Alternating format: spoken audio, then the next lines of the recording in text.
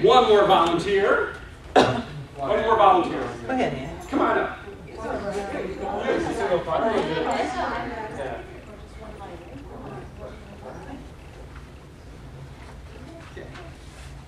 John. Hi, John. John? Yes. I got a chance to see you speak recently. I didn't know that. I visited your club. I was in the back. You suck. That had to be the worst speech I ever saw. That was horrible. You would probably do the world a big favor if you never spoke again.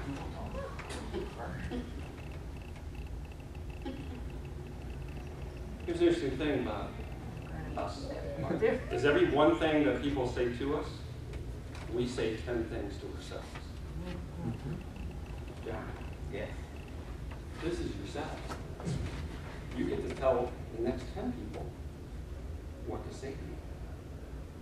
So what do you want her to say? Back Tia, correct? No, no, no. This is you. This is you. I just called you the worst speaker of all time. What do you want? What do you want you to say to you? Say to me, forget what he's talking about. Just go home and do some home practice. That's what I like to say. Go ahead, say that. Forget what he just said out loud. Forget what he just said to you. I'm going to go home and do some more practice. Forget what he said to me. Said to you. Said to you. And I'll go home and do some more practice. Forget what he just said. No, no, no. What do you want her to say? He's such a poor evaluator, he doesn't understand the sandwich method, so I'm not going to pay him any mind. Go home and take it from there. I'm going to repeat. You say, what a poor evaluator he was to say that to a Toastmaster. He's supposed to use the sandwich method in church. So I hope he goes home and practice. What a bad evaluator he was. He's supposed to use the sandwich method. So I want him to go home and practice it. Thank you. I'm so glad he told me that. Now I know how he feels about me. And I'm not going to worry about that. I'm going to just go home and practice.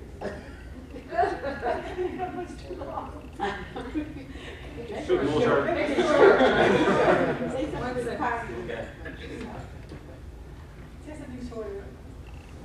I'm glad he told me that. I'm glad you told me that.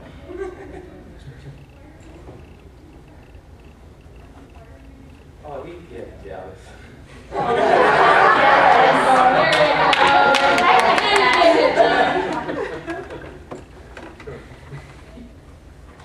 That's okay. He should hear himself. He should hear himself.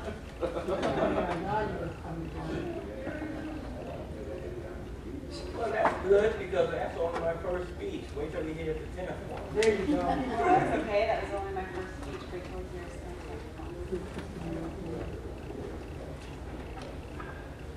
Woo! I can't wait to do my next speech because he really helped me out with that. Oh, I can't wait to do my second speech. He really helped me with that. Toastmasters is a great experience because they all have jerks around. Toastmasters are great experience. What kind of jerks around?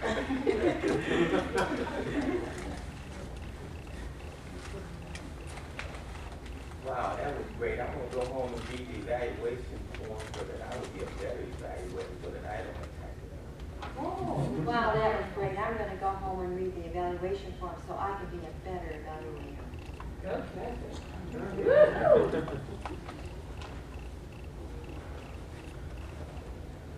He's going to be surprised when I win the international with that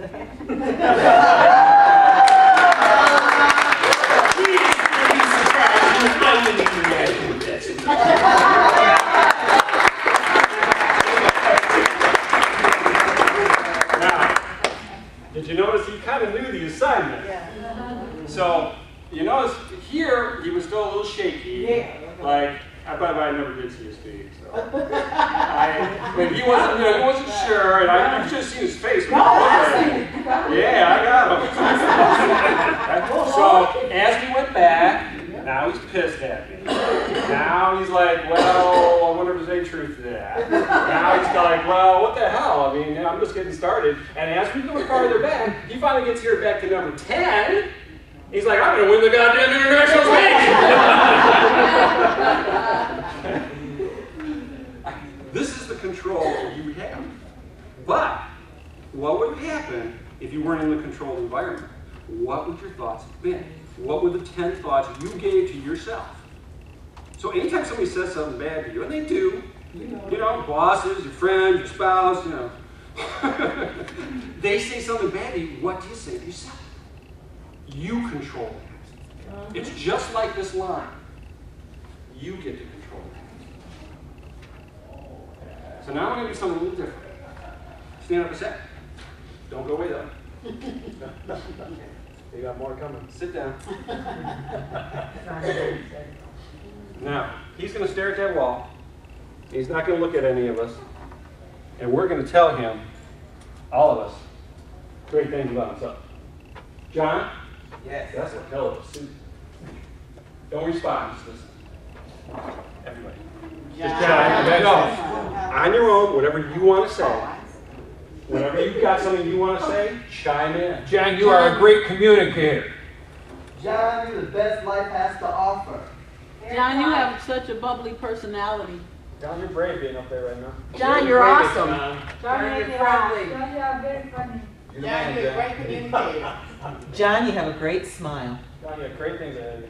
John, you have a awesome voice. Future. You're a winner, John. People trust you.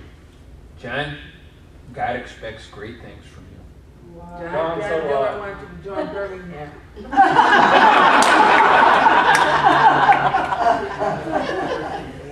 Keep going. John, way to go. John, you make great eye contact. John, you're not a quitter. John, you're the nicest man I've ever met from Detroit, Michigan. John, you can do all things. We're John, sure you- glad to join Toastmasters, John. John, you're doing a great job as president this year. And John, you are so brave, you see. Thank you. No, thank you.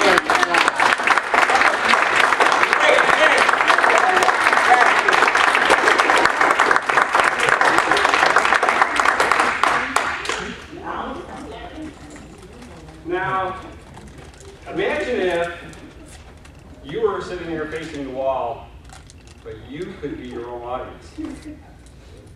You could be the people behind you saying, how'd that feel, John? Great. Yeah. Very few of us in life get a chance to experience that. Sorry I had to shake you up so bad at the beginning.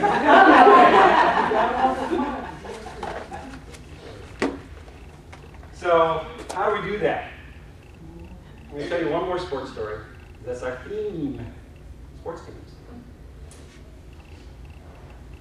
I fenced at the University of Michigan, one of the top 10 schools in the country in that sport. And how I got into fencing was I was looking through the catalog because I had 14 credit hours and I needed 15 to be a full-time student. I needed one credit hour. And I'm already taking like computers and physics and chemistry. I'm not taking anything else hard. Just fencing, 1 credit hour. Sounds fun. Humanities, 1 credit hour. So I went and I started fencing. And that wasn't too bad. So I signed up for the advanced class just for the fun of it. Sometime in the middle of the advanced class, the coach of the U of M team came up and asked me to try out. I was like, whoa. Okay, all right, wow. I'm gonna be on Wolverine. It was cool. I went out there and he gave me a saber and he said, okay, you're on the saber squad.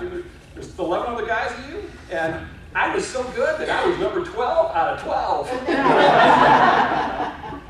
hated being there. But I knew the trick. And so I started doing the trick. Every night. Every morning, every night. I would tell you that trick a little later. I did it every morning, every night. In 4 months, I went from number 12 to number 3. I was fencing against guys who've been fencing since they were 5. Oh. 1 month later, I was number 2. Went on to get the highest rookie winning percentage in school history, a record I still hold to this day. Then I went on, finished my college career, did some time out as I came back, coached the team, and I ran into this guy from Texas, and I'd never fenced before, but he had a great attitude. And so I told everybody this trick, and everyone thought I was a maniac. They wouldn't do it. They thought I was nuts. They wouldn't do it. And then this one kid from Texas started eating up the leaves, just tearing people to shreds. He'd never fenced before. He was just tearing people to shreds. And if he had won one more match on his last day, he would have beaten my record. He came that close. He came up to me afterward and he said, "Coach, I really want to thank you because I didn't tell anybody because everyone thought you were a lunatic." But I started doing the trick. And not only did I have a great fencing season, but my grades improved. I felt my loser of a girlfriend had a much better one. Yeah, he actually did say that, girls. All right. And so what I'm saying is that this trick took 2 people who had never played the sport before and turned them into the winningest rookie in the University of Michigan school history. And second, could this trick possibly work for you? Yeah, absolutely. Yes. Really, you think I'm a lunatic? Yeah, you already are. Okay. We don't think we know. This is called. You must be a relative. This is called affirmation therapy. And you do this when you first wake up because your mind is never as fresh as when you first wake up. And you do it right before you go to bed because it sticks in your brain and you dream about it. And I guarantee you will end up dreaming about it. What you do is you go up and you look yourself in the mirror. Eye contact, don't break, very important. And then you give yourself the exact same positive message 10 times in a row. My message was, I'm a great fencer. Don't make it in the negative. Don't say, I don't lose. Because the dog doesn't understand negatives. So he hears, I lose. Make it a positive message. 10 times in the morning, 10 times at night, the exact same message. If it's the first time you've ever tried it, this is probably going to take you 2 or 3 months before you see effect. When you see the effect, change your message. Out loud? Out loud. So, all your relatives can think you're out of your mind too.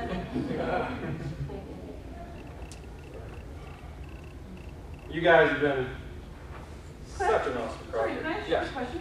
Now, you use it for specific things. I am a great fencer. Right. So do you recommend that someone tries it with one thing at a time? Yes, I do. Okay, so one specific thing that you want to... Right, because generalized things are, there's no way to see a result. And you just go, I'm a wonderful person. You know, what's the proof there? You know, it's going, I want a boyfriend that, you know, actually treats me like a queen, you know. Okay. Positive message. And just keep giving it to you. Make it something you're in control of. Not like, I'm going to win the lottery. You're not in control of it.